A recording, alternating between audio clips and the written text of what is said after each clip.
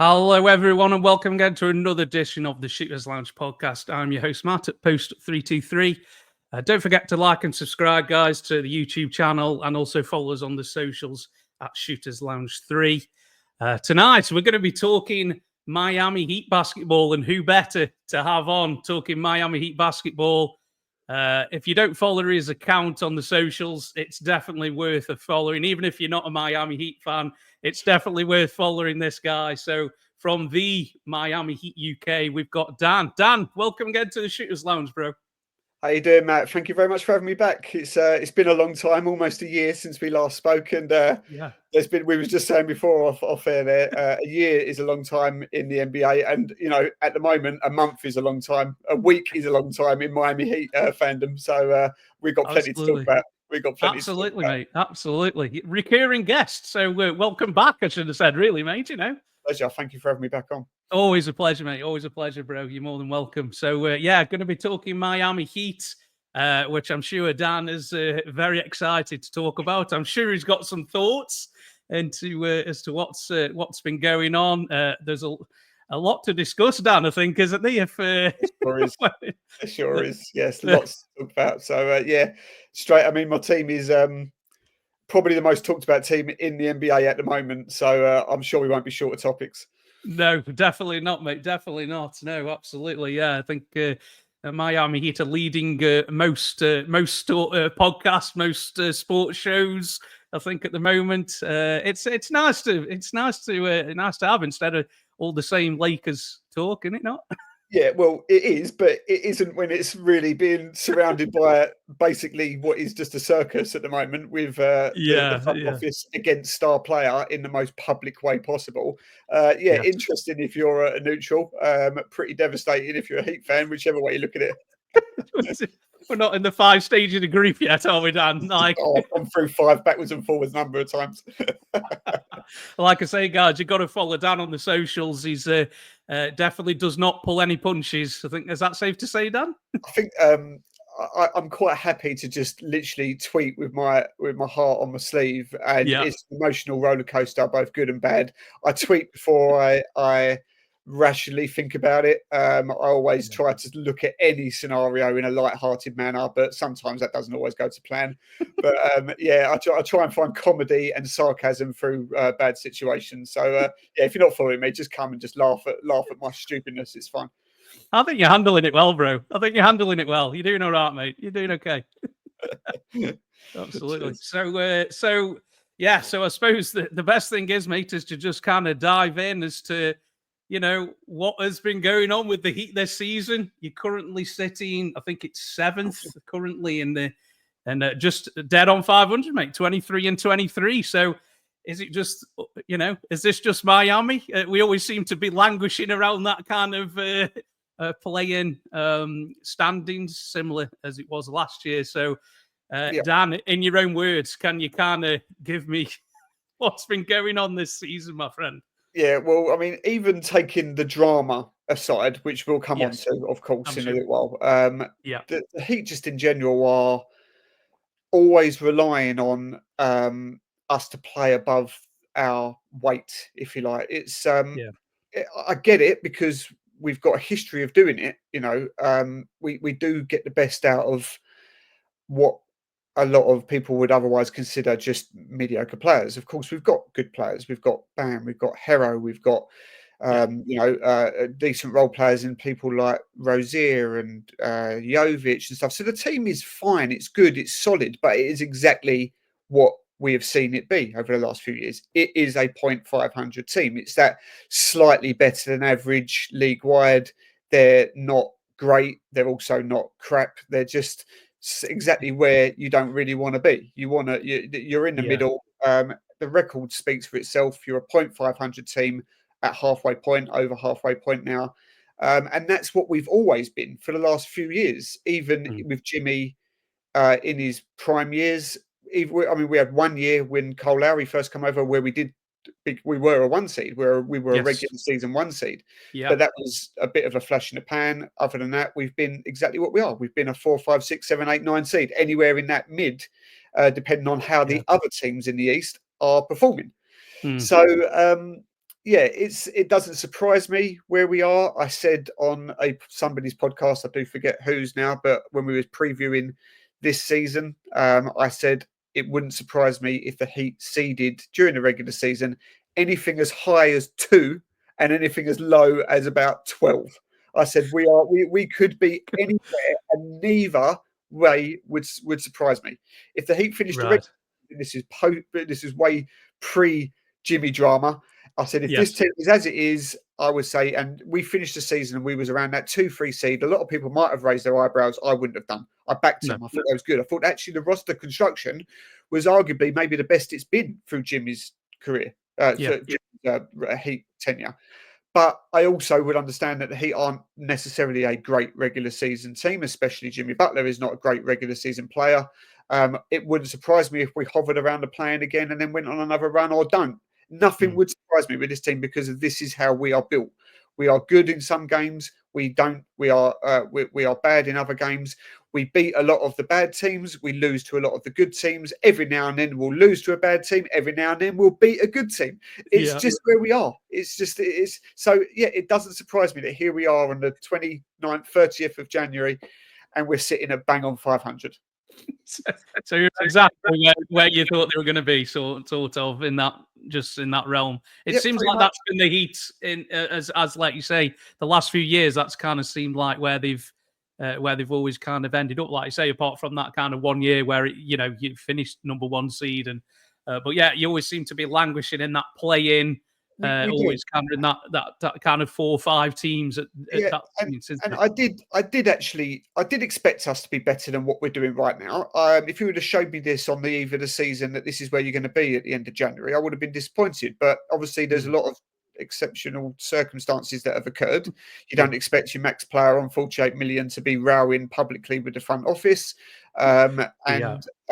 so that doesn't, and also the fact that, in my opinion, the East was about as weak as it's been for a number of years. So I thought that even though the Heat aren't necessarily a great team, I would have put us still Yeah. higher than where we are now. So yes, I am Mm. a bit surprised. I'm a bit disappointed, but Mm. I can understand why it's going this way because of the things that have happened. Sure. Yeah. I mean, like you say, there's probably 3 teams, isn't there, who are way above in the East, and then like anybody else. Then it could be anybody after those Yeah, 3, I think, couldn't it? So you got yeah. Celtics, Knicks, and the Cavs, who are they're kind of a cut above Yeah, almost. absolutely. And Um, even again, I mean, I certainly would have put the Celtics in their own tier at the beginning of this. yeah. I thought on paper, I thought they was still by a mile the team to beat. Obviously, that's Sure. not. They're still very good, of course, but they're not. Maybe they've been maybe a bit of an underperforming team by their own exceptionally high standards. Yeah. I had the Knicks up there as another one of those very good teams. And Yeah. I actually had the Sixers up there, and that's not happened for various reasons, No. mainly because of health, let's be honest, but also, things haven't Mm. really worked out. Mm. Cleveland, oh yeah, absolutely. I thought they was going to be good. I didn't expect them to be this good at all. I think, No.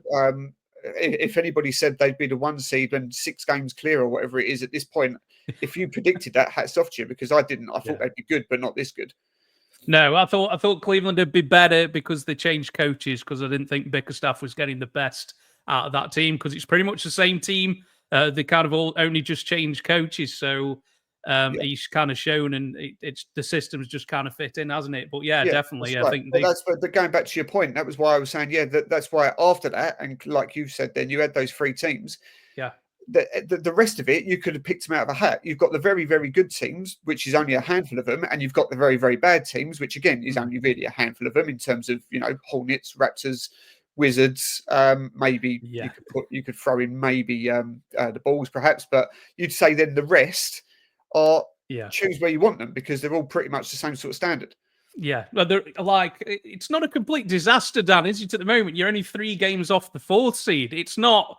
It's Well, not this is it. completely out of the realm, is it? We're not. We're not kind No. of languishing here. It's This is the thing. See, you've only got, you could have a good week and you could be a home court seed. You could have a bad week and you're fighting for a play-in. So yeah, I'm not concerned. It's just I don't expect anything from the Miami Heat this season anyway. But I mean, obviously, we can talk about where things might go. And that may very well depend on what sort of return or what trade happens in the next 6 days or yeah, 7 days. So we'll see what we do. But no, I mean, I've yeah, got no real high expectations. So But yeah, you're right. It is very clustered and it's very compact in that group. So you've only got to have a Yeah. good week, and suddenly you could be looking at a 4-5 seed, and you're laughing again, and everything's wonderful with the Yeah. world and the sport of NBA. How do you think Eric Spoelstra's kind of taken it? Because he's regarded as one as, if not the best coach in the league. I think he's earning his money this season, is he not? With the Yeah. job that you've got on, you take your best player from anybody's team, Dan. They're not going to be as good. It's just simple as that, isn't it? So, Well, yeah. I mean, you've kind of got to go with who you've got and who's available and who wants to play, and this is go it. I from there, mean, haven't you? I think Spo will be hating this, of course, because from before this season, he had an exceptionally good relationship with Jimmy Butler. And a part of the reason why Jimmy got away and can do so many of the things that he does is Yes. because he has the respect of Eric Spoelstra and the coaching staff to say, okay, Yeah. we're going to let you off your leash and you go and do what you want to do. You go and do your Jimmy things. You go and do your own like special promos and your coffee and all that. And yeah, you can go and stay away from the team if you need to, and go and have your own hotel, and you go and get your own flights, and you will let you do what you want to do because you're worth the hassle.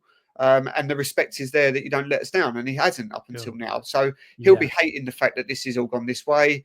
But having said that, look, he's he's coached LeBron, Wade, Bosch, all of these players. He's been around the block several times. Yeah. He knows what this is about, and he's told his players, look, this is quite recently, look, this is the life you lot chose. This is the NBA. I don't want to hear about how this is hard for you and how this is maybe a bit awkward. You paid a lot of money, you get on with it. And that's what he'll be saying to himself as well. Look, this is far from ideal, but fuck it, we've got to roll with it. And that's what he's doing. Turn up, do your job. And that's kind of almost the Heat mentality, Dan, would we say? I mean, yeah, you just got to go. What else are you going to do? You can't sit there feeling sorry for yourself and moping about it. Nobody would have wanted it to have gone down this way, especially the head coach. But like he said, he went, look, I'm not going to, what's the alternative? We give up? We don't try? Just get on with it. You paid millions of pounds. Yes, you're going to get asked the same question. Yes, this is going to be awkward. Yes, after every loss, it's going to be more highlighted. But you get on with it, and we'll get on with it, and we'll try and string some wings together regardless. I bet he's sick of it, isn't he, in the press conferences? It's just every day, isn't it? It's daily updates. Or have you got any more news for us? Well, when I've got news, you'll hear about it. Or the start of every pre-game, every conference is always the same. Is I won't be answering any Jimmy Butler questions, and that's bad because you want to be talking about competing and playing high-level basketball, and you're talking about the people who are playing. You want to talk about the people who are here and who are playing, don't you? Exactly. For sure. You've got lots of actually nice things you can talk about. You can talk about Tyler Hero on the cusp of maybe being an all-star this year. You can talk about, Khalil Ware has suddenly broke out and is having an excellent rookie season. Eventually he's got there. These are things that you want to talk about and that would help the team, but you can't because there's a public spat going on. Yeah, absolutely. And I tell you what, Dan, nobody's going to feel sorry for you, are they? Other teams in the league are not going to feel sorry for you. They're going to be like, the Sharks are circling, aren't they? Kind of thing. They're not going to feel sorry for you, bro. Exactly. You hit the nail on the head. No one's going to feel sorry for you, so you can't feel sorry for yourself. So get on with it. Go out there and compete. So. And I think that's another probably Pat Riley mantra, isn't it? Get on with it. This is what it's about. And so like you say, there's definitely there's a player personnel kind of struggle going on here, mate. So the elephant in the room, you've got the props behind you. Can we approach the Jimmy Butler saga, mate? What are your thoughts, mate? My thoughts on the Jimmy thing, first of all, is overwhelming sadness of the whole thing because Jimmy Butler made the franchise relevant again. Before he came, we was just starting this podcast talking about how we're very middle of the road, but that's exactly what we were, with no real direction, no real future. I remember listening before the Jimmy trade went down. I remember listening to a podcast with Zach Lowe on ESPN, and he was saying the Miami Heat have the bleakest future in the NBA. They have no capital, no draft assets, no real player ethics. They got a lot of overpaid, overbloated, long-term contracts to try and get rid of. They're not going to be relevant for a very long time. And within one foul swoop, Jimmy Butler came in. We managed to rid a few of those contracts, and he made us good. Now, he made us good in a sense where nobody expected him to be as good. Of course, he was a star player. He was, you know, he made he got Minnesota to their first playoffs in God knows how many years. It was He a was the best decade player. nearly. It was over a decade, I think. Yeah, over a Yeah. decade. So he got them there. He made in his 1 year with Philadelphia, he made them. He was the best player on that postseason series, and that included 2 All-Star top 3 picks with Joel Embiid and Ben Simmons. He outperformed them. So he came to Miami obviously as a star player, but nobody would have said, "This is the guy. This is the guy that's going to make you." Run to 3 NBA finals, 2 NBA finals, 3 Eastern Conference finals. Nobody, they was expecting him to be the guy that helps you get the next guy. And he put the team on his back with a bunch of undrafted, role players and so on. And he made us exceptionally hard to beat. And he made my team relevant again. So that's why I'll always ride with Jimmy Butler. The bad whole side of this is, and I blame both parties, like most rational Heat fans will. Jimmy wanted extending at the end of last season. Yeah. The front office, Pat Riley mainly, had issues with his regular season availability and also his regular season production. Now, there's nothing wrong with that because he's right.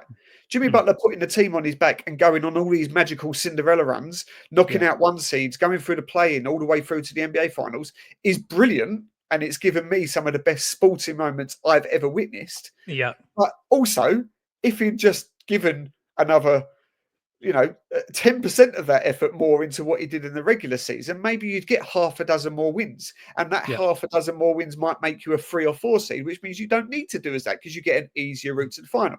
So I get them saying, look, you've got another year and then you've got a play option, and then you've got a player option next year. We're not in a rush to pay you. We don't have to pay you. You're on big money. You're on 48 million this coming season. You're on 50 million player option next year. So we're going to say you need to do this a bit better, and we'll see. If you do, we'll pay you. Jimmy only wanted an extra year. It's not like he was asking for a 5-year max. He just wanted paying again, and he'll say that he earned that. You can't argue. He has earned that. But the front office said, this is what we want to see from you a bit more before we do that, because we don't need to do it. We also not completely comfortable with playing a 36-year-old over 50 million. I get that. That's fine. Yeah. But what they probably should have done, if those conversations were happening and Jimmy was understandably quite pissed off about that, then at that point, they should have made him available to trade in the off-season. They should have said, okay, look, this is what we're going to do and we're not going to change. If you're not happy with that, we'll have a look and we'll listen to offers.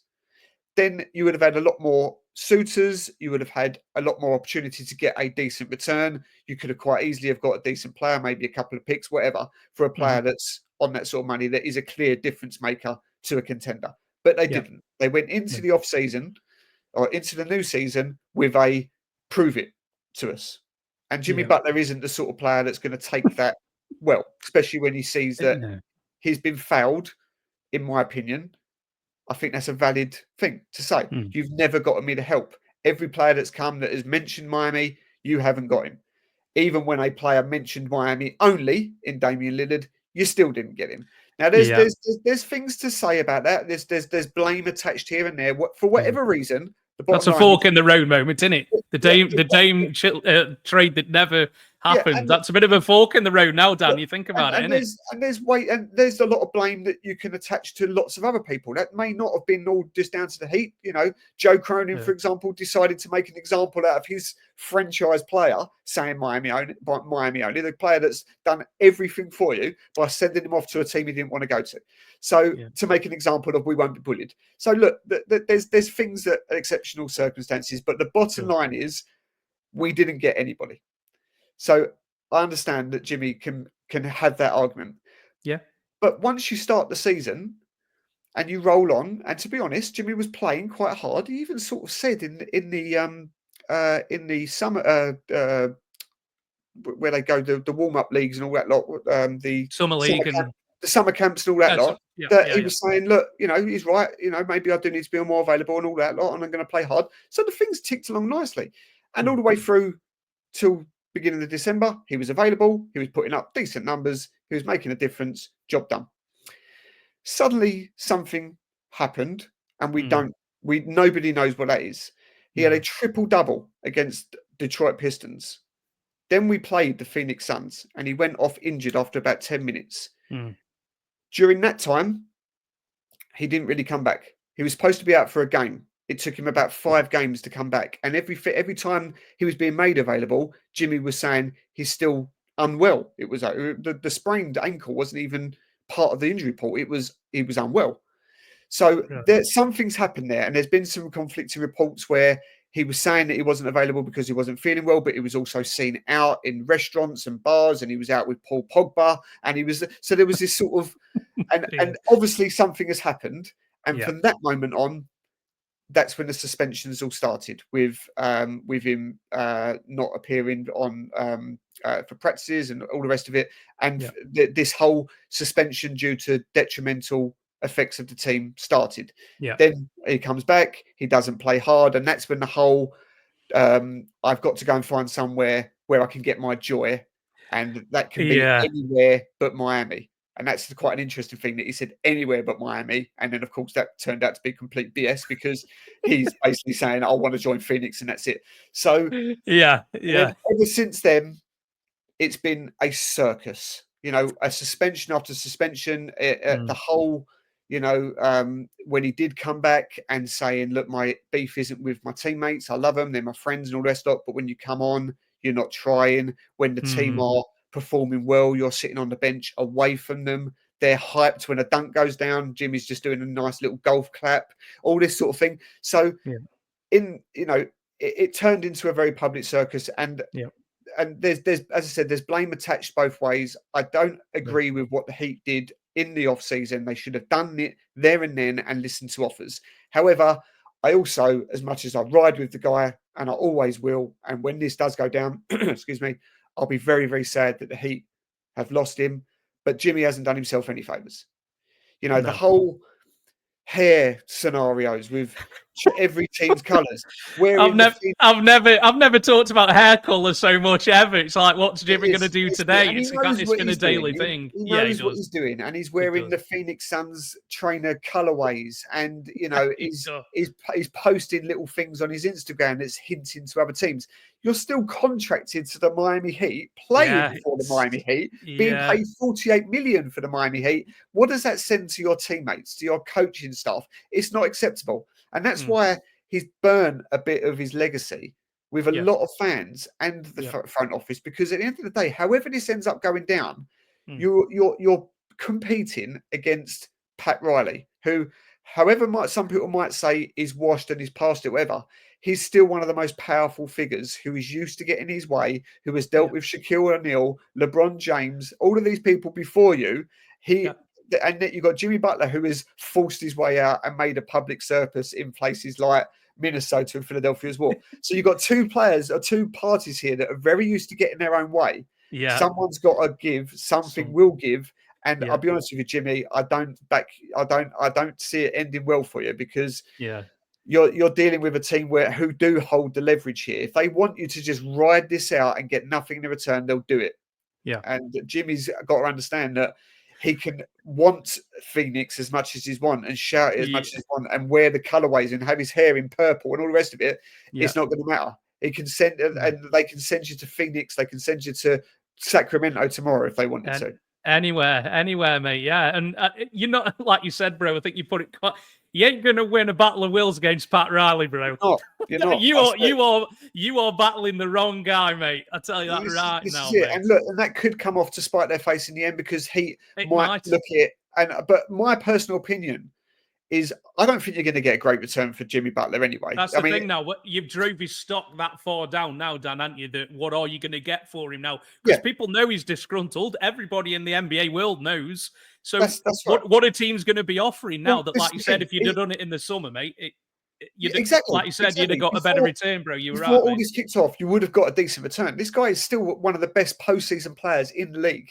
He's still a difference maker. There would have been 7 or 8 teams, contending teams, that would have said, "Look, we can probably get him for relatively cheap, maybe, and suddenly you've added Jimmy Butler to your team." Whereas now, he starts off by saying, "Get my joy anywhere but Miami." Obviously, that's not the case, because he's now telling people, don't trade for me because I'm certainly not going to re-sign for you, and I probably won't even play for you. I might even sit. So Yeah. he only wants to join Phoenix, which makes complete sense because Phoenix, it's perfect for them to get him if they can get rid of Bradley Beal because Well, they make it yeah. better. He's on the right Bale timeline. holds all the cards Bill with holds all the Phoenix, cards, but I'm basically. sure we'll come on to that. So, Yeah. and also they're the only team that's willing to extend him. They'll pay him. They'll pay him max I money, think which is what he wants. is No that one what else it's is got a going to lot do to that. do with, Dan? Is that what it's Of got a course it lot to has. do And with? it is. Jimmy still wants his money, and that's fine, and he's still going to get money, but you're not going to get it from anywhere. So if Phoenix are saying, "I will pay you after this year," Jimmy Butler will want to go there because he's going to play for a contending team, and they're going to pay him. So it's fine. Yeah. But as I said, this all falls apart when Bradley Beal can't get shipped off anywhere. So he holds all the cards. Jimmy doesn't Yeah. hold any leverage here. And No. Miami's point is, if we can make a deal, we'll do it. But if we don't, we was willing to let you walk anyway. We'll Yeah. have the flexibility, even if he opts in to his £52 million or whatever it is, £50 million player option next year. Miami Yeah. will go, okay then, because we'll now we've now got another year to try and trade you, and you're now an expiring contract. You can either opt out and go and do what you want, or opt in, get the money that you deserve. Yeah. And if that means that Miami are punting next season, they'll do it because we weren't going to do anything anyway. What they want, Miami Heat, is 2026 flexibility.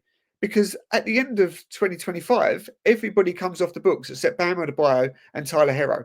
So you're entering a free agency class, which is strong, and Miami have got 2 players on their books. So that's what the Heat want. If that means that they pay Jimmy Butler or they take bad money or whatever, and we punt next season, we'll punt next season. It doesn't matter. So yes, we'd like to trade because we want this circus done with. We want to be able to get Jimmy out of the way. The team can carry on with their season. We're not going to do much anyway, but at least it allows the team to just move on. And we'll get whatever we can back, whether that be any sort of pick, whether that be some sort of expiring contract, we'll do it.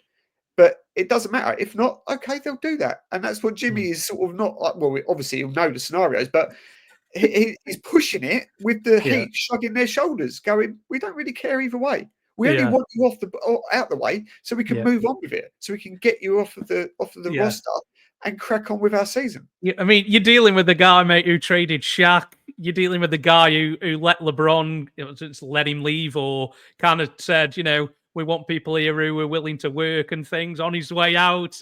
You're not dealing with a kind of regular GM, are you? No, this is the thing. This is the thing, and they won't be bullied by anybody, especially as I said, like Jimmy has got away with more than any other star that's ever walked through the Heat, including LeBron James, the best player ever. They've allowed Jimmy a lot more, flexibility to do what he wants than anybody. Yeah. And that's been down to the respect between Jimmy and Spoelstra to allow to go, okay, go and do what you got to do. Yeah. So now when something's gone the other way and we don't know, and Jimmy would always say, I'm sure there's my side of the story to come out of this. And I'll ride with Jimmy Butler forever. I will be very, very sad when this has gone down because bottom line is Jimmy should have retired a Miami Heat player. I wouldn't have cared if we would have just extended him. If it means that you're just basically saying you're going to hover around 0.500 for the next 2 to 3 years, personally, I would have gone, okay. Because he made my franchise relevant again. He made me. He given me some of the best sporting memories of my life. His shirt would have gone in the rafters. He should have retired a Heat. It should have been a happy ending, and I would have taken mediocrity for as long as that would have rode out.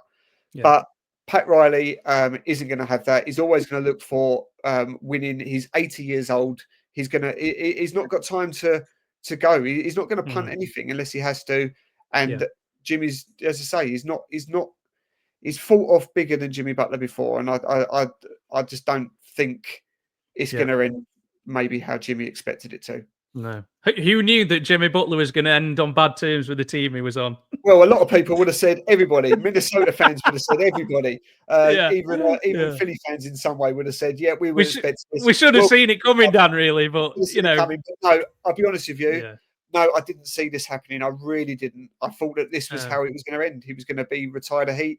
Yeah. But I get it. I get why Jimmy's pissed off. I get why the front office did what they did. And when the whole Pat Riley press conference with the whole keep your mouth shut if you're not going to be attending, I didn't have a problem with that because I thought there was validity to what he said.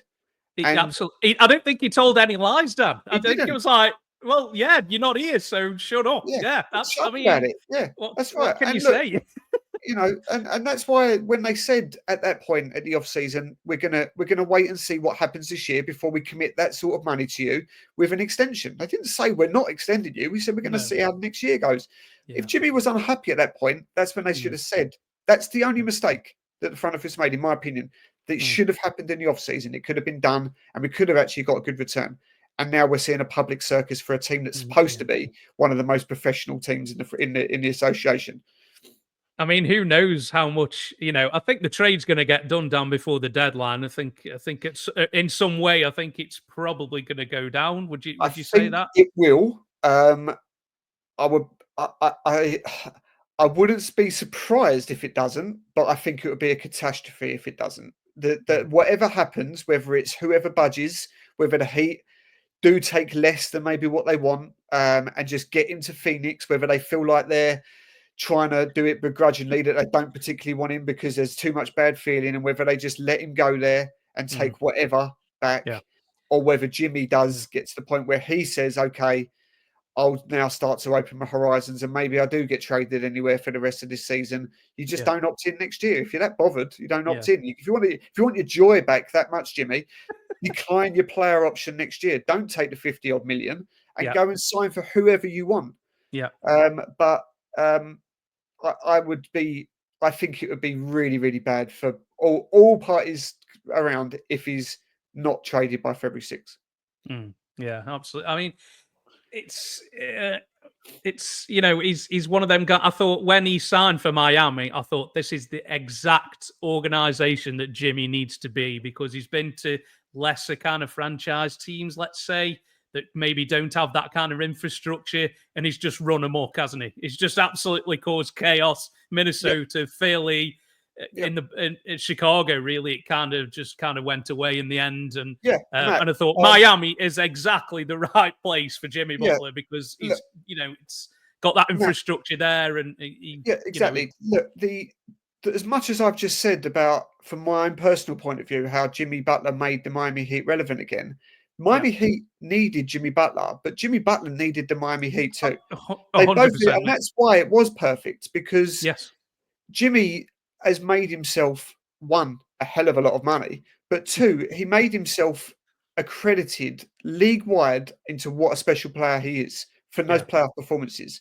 There's not many players in my 10-year fandom that I've been watching the NBA that I've seen do what Jimmy Butler has done in the postseason for a player of his caliber, because some people don't.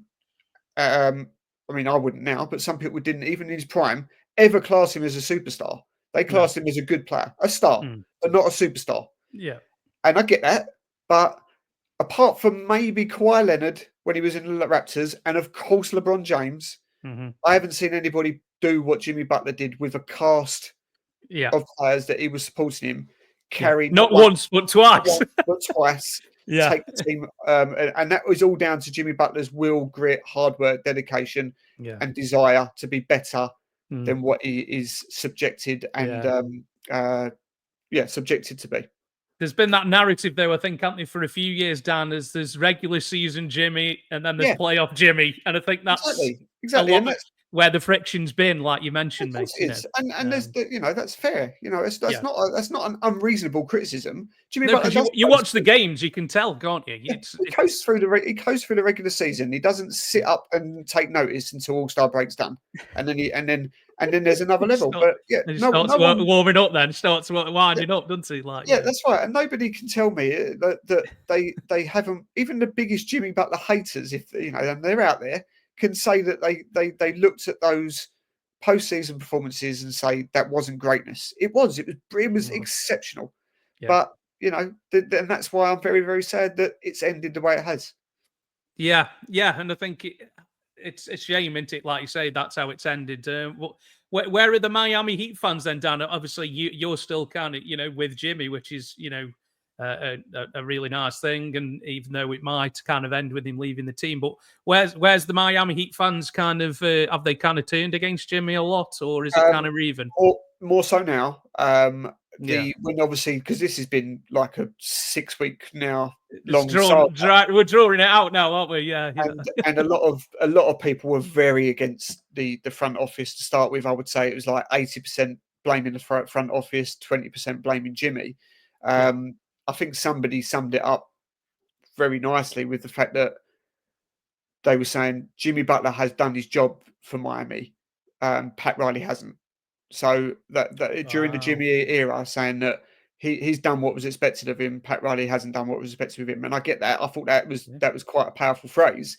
Yeah. But the way it's gone down over the last 3-4 weeks, especially with these suspensions and his conduct and his very publicly, flirting with other teams. And now as I said, the latest suspension where he found out he wasn't going to be a starter when he came back from his last suspension. Yeah, I didn't think he didn't see that coming, did he? No, and therefore I don't know why he did. didn't see that coming, because what has he done to sort of justify he should be starting? And he sort of basically, according to reports, said, "I've never started on the bench in my whole career. I'm not going to start now," and stormed out of the practice. And that's what incurred the latest 5-game suspension, which takes us right up to trade deadline. Do you think they did that on? Is that suspension? Look, I said this on the last suspension. It's very convenient.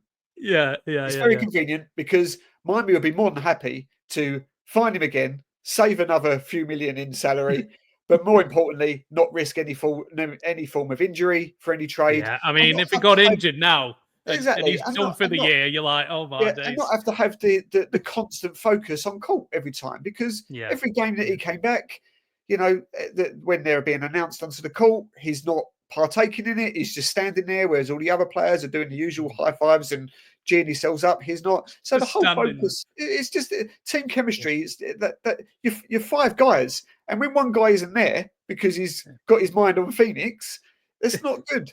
So yes, when all of these suspensions are happening, I think it does Jimmy, apart from his wallet, no problem. And I think the Heat are gladly get rolling with it as well.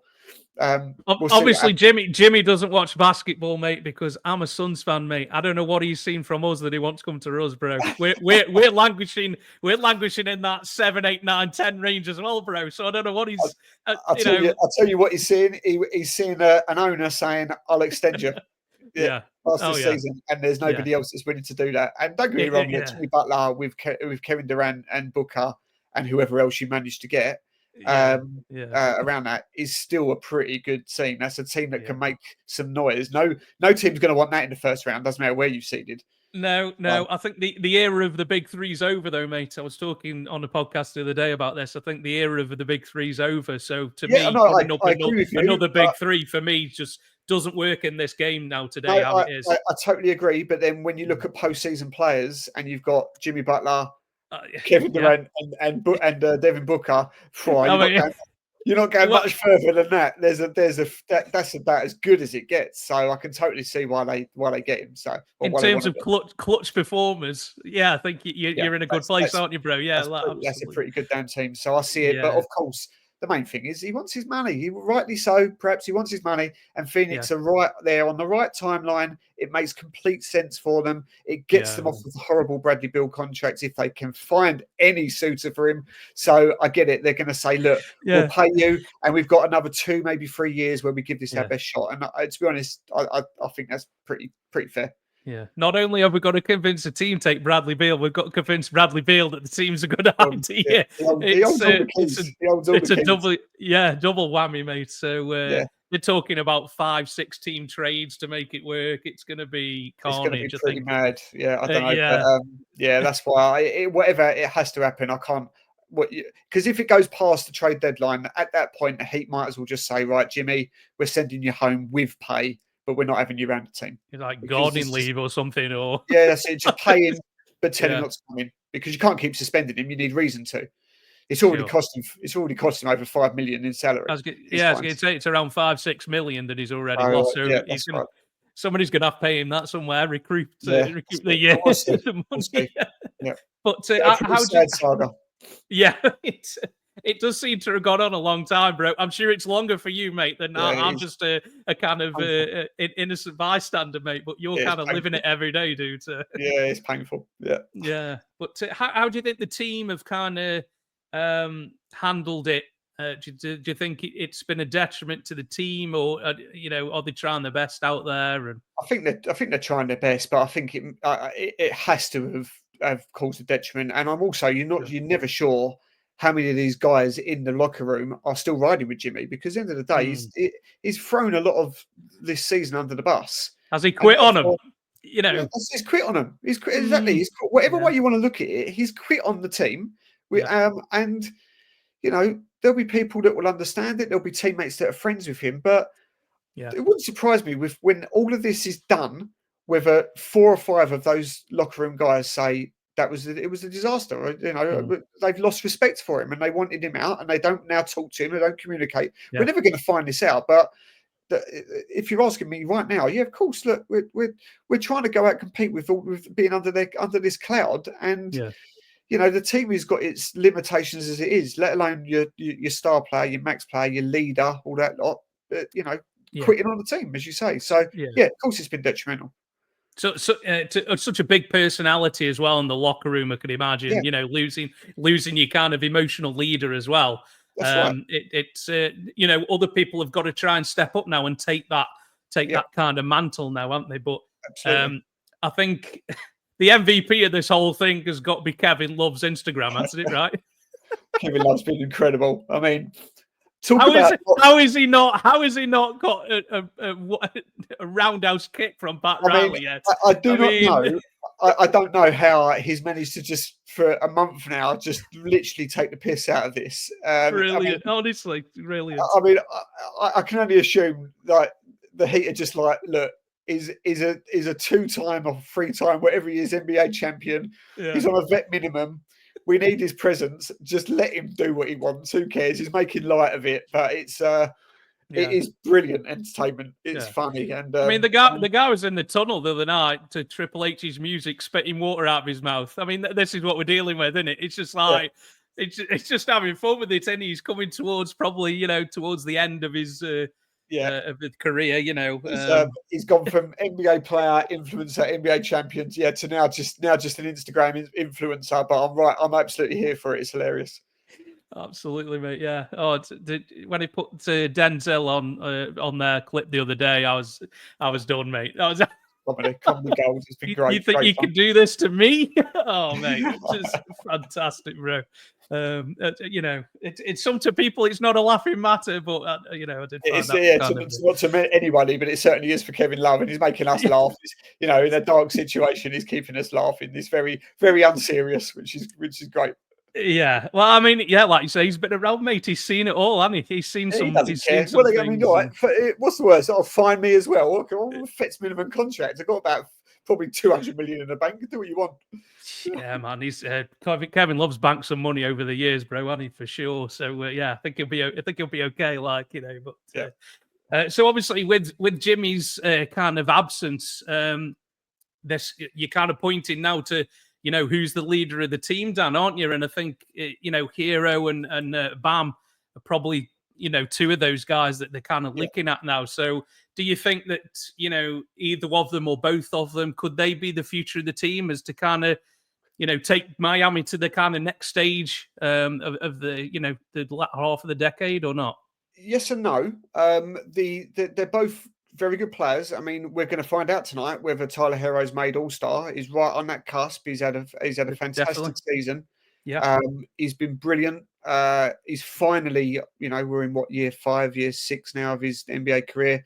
Yeah, he's finally answered a lot of questions and a lot of critics, because he is by far the Heat's most controversial fan base splitting player on the roster. Really? And some people love him, some people can't stand him. Right now, everybody's on his side, and he's answered that by what his production has been on the court. So we've got him with Bam, who is and always will be and has been the next culture carrier. He's got the torch. He's the one that's going to be the leader. He's going to be here forever. No one's trading Bam Adebayo. He's going to be the next person that carries the franchise forward. So they're 2 NBA All-Star caliber players, but neither of them are a number 1 option. So they've both got the limitations. Hero is obviously a fantastic scorer, and he's added a lot of IQ to his game this year. He's been facilitating a lot better. His shot selection has been far more intelligent. His all-round game has been great. Bam Adebayo is, in my opinion, the best defender in the world, but he's had a poor season, especially on the offensive end. He's never ever been and never will be a Joel Embiid, Jokic type offensive stat box score imploding player. That's just not who he is, and he's never going to be. But he's had a poor season. Offensively, he's been bad. He came into the season with a massive hope where we saw in the Olympics and during the pre-season where he was letting this 3-point shot finally go and he was draining them. He was taking 7 or 8 shots a game, making 40-45% of them, and we was going, here we go, this is the next level. It's not happened. It started off well and it's tailed off completely, and now he's even lost the money side of his offensive game, which was the nice little mid-range shot, etc. So he's really struggled offensively, but defensively he's been brilliant, as he always is. So we've got a situation where you've got Tyler Herro, who we've got no real scoring unless he's on the court, and you've got Bam Adebayo, where you've got no real defensive anchor unless he's on the court. So they're both great options. They're both all-star caliber players, but neither of them will ever be, in my opinion, a number one option. So they are the future of the team. They've got great young pieces around them, with Nikola Jovic, who is still only 21 years old and he's finally starting to see some production. I'm up and down on Nico, but certainly he's adding a good, again, he's improving his game. Defensively, he's become much better. Again, he's adding more weight. You can see there is a player in there that could be a core piece of our future. And finally, we're seeing Kelly Ware, after very much taking his time with him this year, sent to the G League, not really getting any minutes. Now suddenly is a starter, and we're seeing this real good combination with Bam Adebayo, where now he can, where Kelly Ware can protect the rim, space the floor a bit, and obviously add some much needed height to the team. But of course, he's still raw. Of course, he still needs an off season where he's going to add another half dozen pounds in muscle on. But that's exciting. Already, he's gone from being nowhere on the Rookie of the Year scale, wasn't even on the betting books, to suddenly within 6 games later becoming the favourite to win it. That shows you the ascension. You know, there's a real prospect there. He's only 20 years old. So, yeah, you've got Bam 27, he's approaching his prime. Herro literally just turned 25, Jovic 21, and Kelly Ware at 20. That's all drafted Miami players with a good young core there.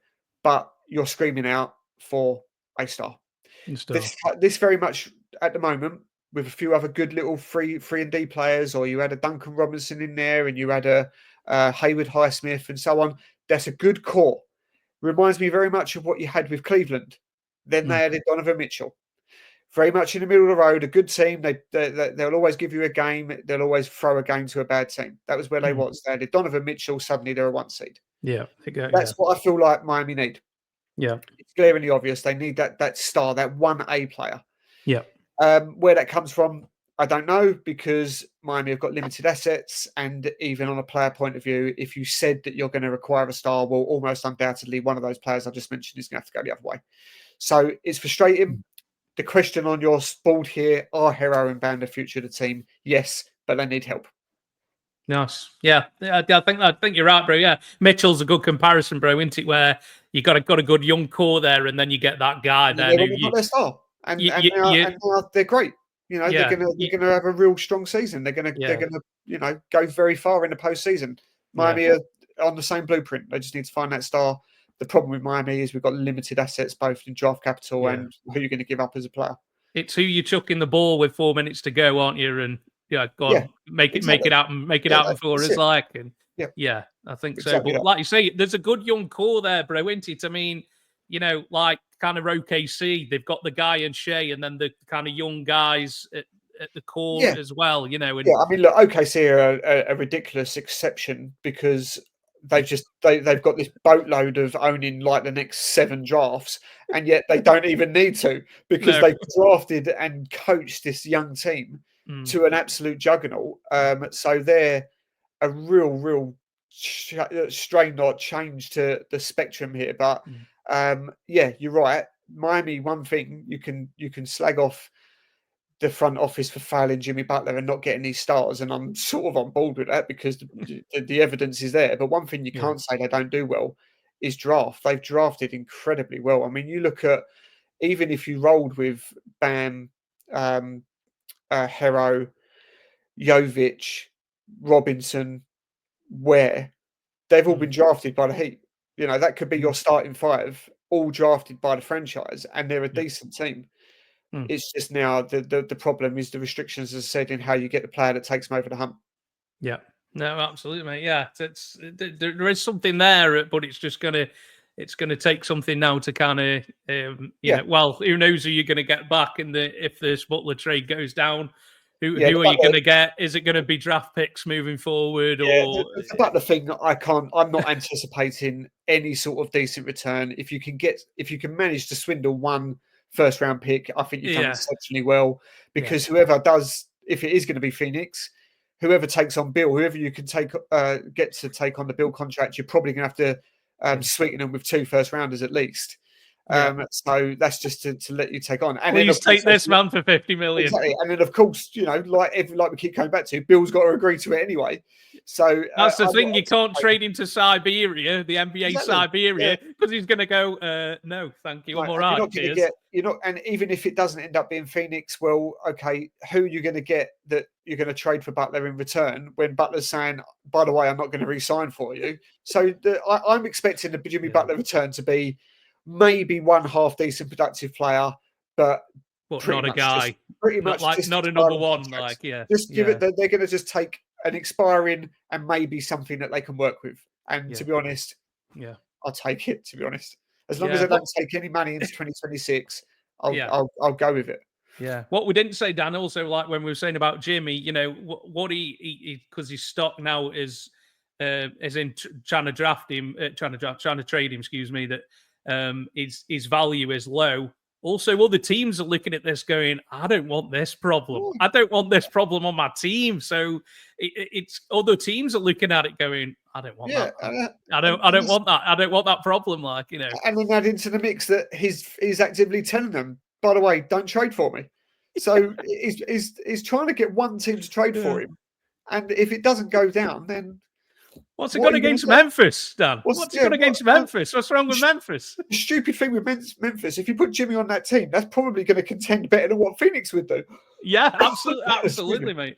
Absolutely, yeah. What's wrong with Memphis, bro? You got that's a damn good team with Jimmy Butler on it. I can tell you that. Something went down in Memphis, mate. You can't go back or something like. I don't know, mate. But yeah, it's a bit of a strange one. But no, I think you nailed with it with the Hero and Bam. I think you nailed that on the head, Dan, with that.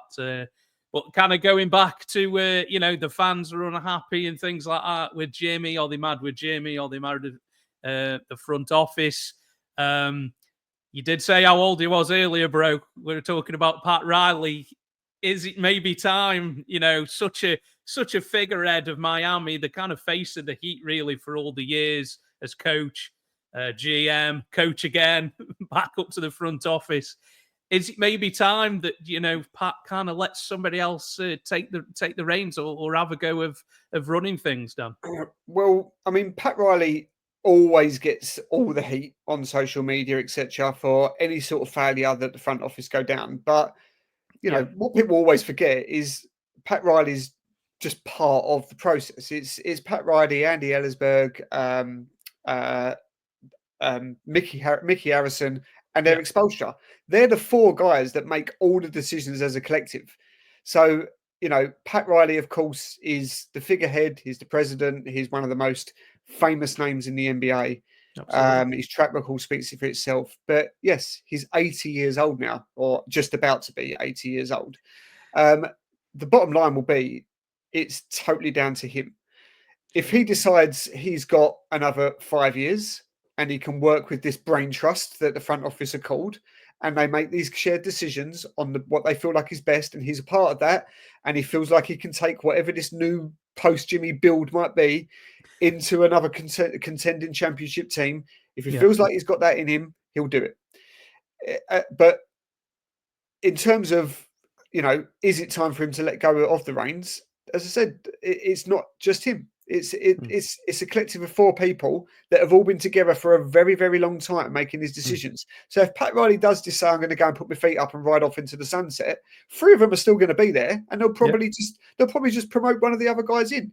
So not much will change. So No. yeah, apart from, as I said, having to make these decisions as a collective. He still goes to a lot of the games, and apart from the occasional press conference that he does post-season and pre-season, I'm all for Pat Riley being there, still being the figurehead of our franchise, still implementing the Heat culture and the mantra and everything that everybody's reminded that this team and association are supposed to be every single day they walk into the office. Then I'm fine with it. Yeah. I think when I find out that Pat Riley's doing a press conference, it's something I have to tune into, because he's going to say something. Because, like you say, the guy's 80 years old. He ain't pulling no punches, He's man. not He ain't pulling no got punches. time for that stuff. Exactly, and that's why I had no problem with what he said. That this whole thing about how this scenario all went down with, Yeah. if you're not going to be competing on the court, Jimmy Butler, and you're getting paid 48 million, and you're not going to be around, then keep your mouth shut. Yeah. This is what kicked it all off. I didn't have a problem with it. He was right. No. He was No. right. As much as Jimmy's done, he was right to say that, in my opinion. However, though, Dan, when I heard what he said, I thought he's actually right. But I'm thinking, hey, Jimmy ain't going like that, bro. Jimmy's not going to like that. And the only thing I would say that perhaps and he knew it, and I think Pat knew too. He says, "I'd strike a chord here." He did, and he did, I think. Probably the only thing I didn't agree with is the fact that Pat Riley decided to say that to the world.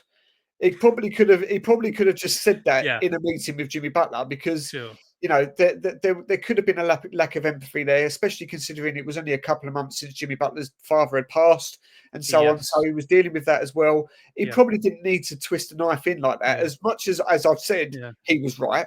Did you know that at the time, Dan, with Jimmy Butler's father, or did we find that?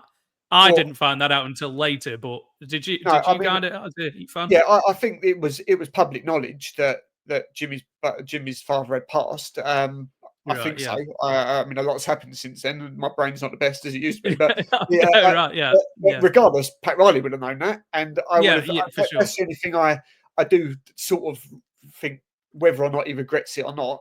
Whether the timing was right. The timing, and he could have not told the world that. He could have said that to Jimmy Butler and said, "This is what we expect of you for next season." But that's the only sort of thing. But no, in terms of Pat letting go of the reins, if he did, I would understand it. If you're asking me, do I want him to? No, I'm still riding with Pat. I think he's Miami Heat. He's the Heat culture. He's as much as some people might say he's failed, and I get it, and to an extent agree with it. It's a collective decision, and I still think the front office have a track record of winning championships and winning culture, and I'll continue to ride with that. It's been more successful. I mean, having a successful front office is not easy. There's a lot of front offices out there that have burnt teams to the ground and had to start over, and Miami hasn't done that, and that's credit to Pat Riley mainly. I mean, what if Pat, kind of rebuilds again and wins another title, rebuilding a team again like that? To do it multiple times is kind of incredible, mate, isn't it? You know what I mean? Even when you look at the last 10 years, this team hasn't on paper had a great team. It's had a good, hardworking, solid team. Yeah. But yet you look at, and I know we've not won a championship in that time, but if you looked at playoff wins over the last decade, the Miami Heat have got more than any other team in the association. And that's down to what Pat Riley and his brain trust and that front office, that's what they've built, along with incredible coaching and a team with a chip on their shoulder. That's down to Pat and what he does. So no, I'm not letting him to let go of the reins. And if he does, I understand it. He's had his day. He's been doing this for a long time. If he says that I haven't got another rebuild in me, I get it. Yeah. When you trademark the word three-peat, mate, you've kind of been around, haven't you? That's it. You've been around, mate. You've seen some stuff.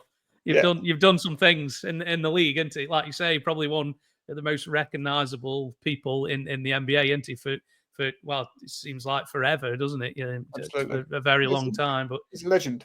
Yeah. is this the first time, do you think, that fans are kind of questioning? Fans have always been questioning him for as long as I can have been on social media, because Really? Okay. you'll get fans. See, this is the one thing I'll very quickly direct. This is one thing about a lot of fans that make me laugh, right? Right. They'll say that Pat's washed when he hasn't recruited as a player. Even Jimmy Butler, Dwayne Wade recruited him. He hasn't pulled a player since he threw his rings on the table and got LeBron James to come here. He's washed. He's past it. He hasn't managed to get us Jimmy help, etc. I get all of that, but then you'll say, okay, let's say, for example, De'Aaron Fox this week has been. Yes. We've had the notification that he's looking to get out of Sacramento. Yeah. In theory, that'd be great. Get Fox, brilliant. Right on the timeline. We haven't got the assets to do it, by the way. But let's just say we did. You would go out and say, Khalil Ware, who you're really happy with, who's played 6 NBA games, that you now think he's got all the ability and he could win really Rookie of the Year. Would you give him up for De'Aaron Fox? No, they'd all say, no, we're not getting rid of him. He's untouchable. You can't have it both ways. You can't have it both ways. So you can say Pat Riley's washed and he can't get players, but then you're also saying you won't give up a player who's played 6 bloody NBA games because you see all of this potential. So that's what I mean. You could look in terms of asset management and so on. Yes, maybe we could have done better. Pat doesn't really value picks, and today's NBA is all about picks. So yes, that's you can see the concerns and I can understand it. But look, this front office know what they're doing. They're established. You're always going to have the haters on there. I get it to some extent, but you've only got to look at the record. Like I just said, the Miami Heat are a very, very strong, a very, very well organized team, and that's under Pat Riley's reign. So let's remember that. It's really hard to kind of make changes to teams now with these the salary caps and stuff, second apron and all these things. You can't trade, you can't have as much money coming back as you've got going out. It's so complicated now. It really is. It must be a nightmare for GMs now, mate, trying to make things work. And they've made it very, very difficult now to build. You've got to build from the draft up now, bro, haven't you? I think you can't. Yeah, it's never been harder to create a contender in this league now. So absolutely, yeah. So it won't happen overnight, Dan, will it? Now I think them times of like, oh, we'll get this guy in, and we'll pay whatever the luxury tax is or whatever. You can't do that now, and I think that's right. And you get penalised now if you're over a certain amount of years of paying the luxury tax. You get a penalty, and it's all just.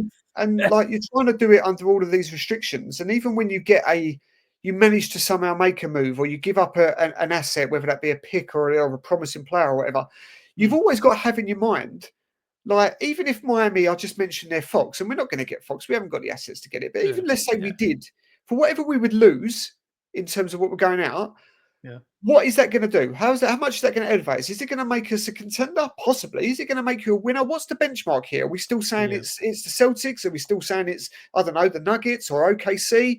That's the benchmark. So yes, you can make this move and give up a real important asset to do what? Maybe go an extra round in the playoff. You've got to always look at it and go, am I going to give this up to what we're all trying to do here? What are we trying to achieve? We're trying to get an NBA championship, and that's hard to do. And you've got to measure that against whoever the benchmark is in the league. So I take a player like Fox and I go, well, even if we get him, what's that going to make us? Not a contender, really, not a champion. Yeah. So that's what they've got to work with. We're just where we were already anyway, different players, isn't it? Yeah, and you're trying to do it under all of these other restrictions, like you just said. So it's so difficult now, man. Like you can't just bring them people in now like you used to be able to. I think that's what they wanted to stop. They wanted to stop players kind of hopping or demanding a trade and things. And I think they've stopped that, but also in doing so, it's definitely a lot harder now for teams, isn't it? A lot harder. Yeah, for sure. So the last segment, Dan, before we head out, which is probably your least favorite one, I'll probably say, how far can the Miami Heat go this season? You might have answered kind of this already, mate, but we'll kind of mull it over, bro. Yeah, look, I mean, we've got an interesting week coming up. Who knows? Big week. Who knows what's going to happen? Week today, man. A week today, we will know a lot more about what or who is on that or is on my team. Yeah, yeah, I have sort of covered it in whatever goes down.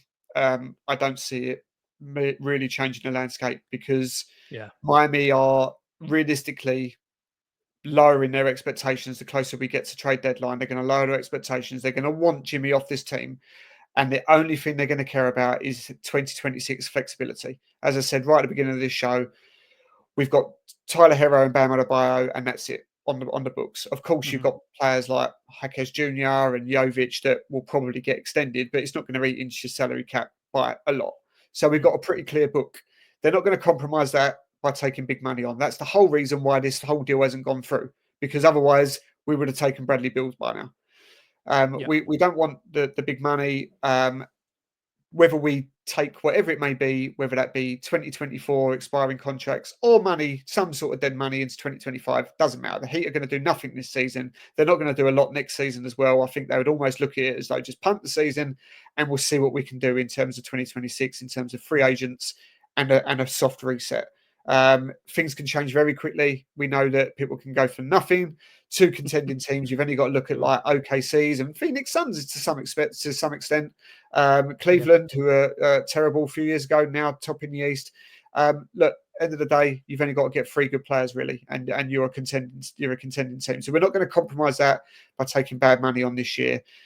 So in terms of this season, how far can this Heat go?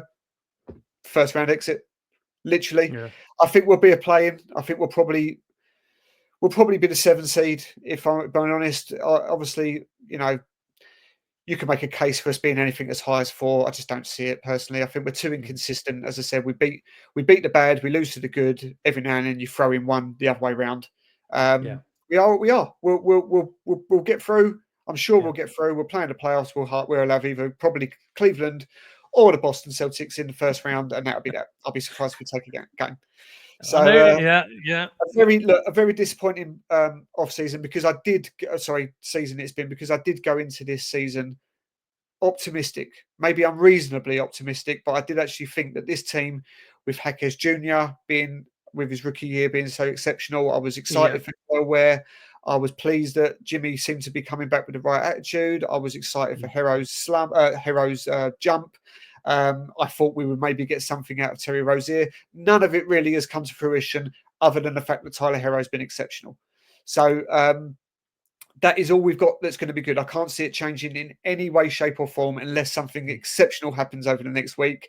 I do not expect it at all. So this year, the Miami Heat, the pros are Tyler Hero being excellent and Vice Jersey's coming back. That's what the Miami Heat season pros have been. That's I it. wondered. That's We nearly got done, Dan, with the pod before you mentioned the Vice jerseys, bro. that is what we can hang our hat on this season. We've got a potential all-star now in Tyler Hero. I'm delighted for him. I really, really hope it is. And we've had the best jerseys in the league come back for a short stint. Yeah.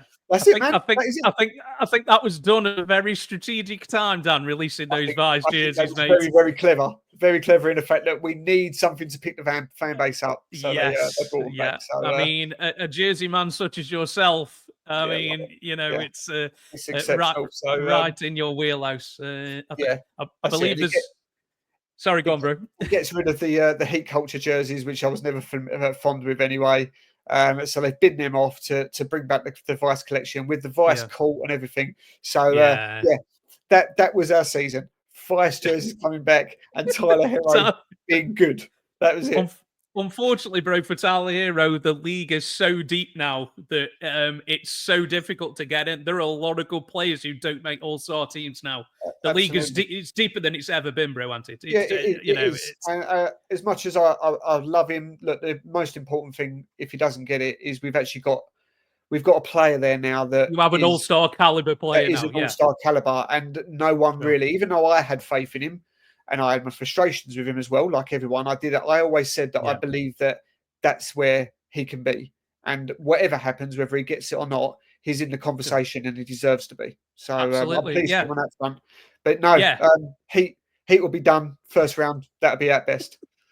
Oh, Dan, no, never mind, mate. There's always next year, my friend. There's always next year. That's the great thing about sport. Well, when does the Vice jersey arrive then, Dan? What we saying? Well, I've already got one, but I've got one when it first came round. But I'll be getting definitely somebody else's. It's just it's beautiful. Yeah, there's a certain Miami Heat jersey drop happening this Friday, is there not, There mate? is indeed. Yeah, go and shout out Hooping and Looping. They are having man. on Friday night. They're having their drop, and it is all based on Vice. So go and check out Hooping and Looping beautiful online. site. The collection is the greatest collection ever been created. That's completely unbiased. I don't care if people say biased. That is unbiased. They are the best jersey collection ever. And Elliot over at Hooping and Luton has got the lot ready to drop. So go and check them out. Yeah, shout out to Elliot, mate. Yeah, he's always serving the UK fans well, and he's definitely tagging you in it, Dan. He's hoping you pull the trigger on something, bro. Have you got anything missing that you kind of need to complete the set? Well, I've got them all. You got them all. I've got. I think in the whole Miami Heat history of jerseys, I think I'm only missing 2 now. Wow. So I've got about 40 something, but amazing, bro. I'm still looking for 2. But yeah, I've got all the Vice collection, but I'll happily duplicate. just because I've got another one. Yeah, you need another one. You need a backup, bro, don't you? Do you know what I mean? Exactly. Yeah. Definitely doubles. Yeah. Yeah, absolutely, mate. Absolutely. So yeah, go check out that, guys. Hooping and Looting. It'll be this Friday. Is it 7 o'clock? I believe on Friday evening that'll be dropping. So go check that out, guys. So. I think that's all we had kind of wrapped up, Dan. Unless there's anything else you kind of want to bring up before we dug out. Oh, I'd love to, but normally I'd end it in some sort of real, sort of jovial, optimistic, ridiculously wild take like I do. I haven't got it in me at the moment. I'll see what happens in the next 6 days. I might be back. Yeah, I might be back. You never know. But at the moment, no, I'm still pretty damn bad about how the season's gone and the fact that my favourite players are probably not going to be on my favourite team in a week's time. But there we go. Hey Dan, if you want to do an emergency pod when the trade goes down, mate, you're more than welcome, mate. Just let me know. But do you want to let the guys know where they can find you, Dan, on the socials before we head out, sir? Yeah, sure. You'll find me at the Miami Heat UK. Yeah, look, I don't take myself too seriously. Most of my tweets are tongue in cheek. I always look at comedy and sarcasm before anything else. I watch the team. Look, I'm a dedicated fan. I stay up. I watch the games. I love my team, whether they're good or bad. But most importantly, with social media, look, it's Twitter. It's supposed to be fun. I don't, I'll say outrageous stuff, but it's always with a tongue in cheek. If you're an NBA fan, doesn't matter if you're a Heat fan or not, give me a follow because I just enjoy having fun with it. It's not that deep. It's sport. As I said, I'll try and give some sensible stuff sometimes, but you look through my tweets, you'll see most of it's just fun. That's what I want to do. So give us a follow. And Absolutely, Dan. Yeah, absolutely. Go give Dan a follow, guys, at the Miami Heat UK. It's always worth following Dan when he's watching games in the middle of the night. It's just to see the halftime analysis and full-time analysis, and like you say, the sarcasm. I do detect that the sarcasm is high, Dan, a lot of the time. Very, very fluent in sarcasm. Yeah. Absolutely. I can appreciate it, bro. I can appreciate it. So thanks a lot for coming on, Dan. Much appreciated, you're welcome, bro. Thanks for having me on. That was good fun. Thank you. Absolutely, mate. And you're more than welcome to come on next season and see how the Heat are getting on next time. So always, man. Yep. But thanks very much, guys. So yeah, I'm Matt at Post Up 323. So you'll be able to rewatch this on YouTube, and also it'll be available on podcast form on Spotify, Apple, and wherever you get your podcasts. So we'll be back again with another episode in a couple of weeks, guys. So take care, and we will see you again very soon.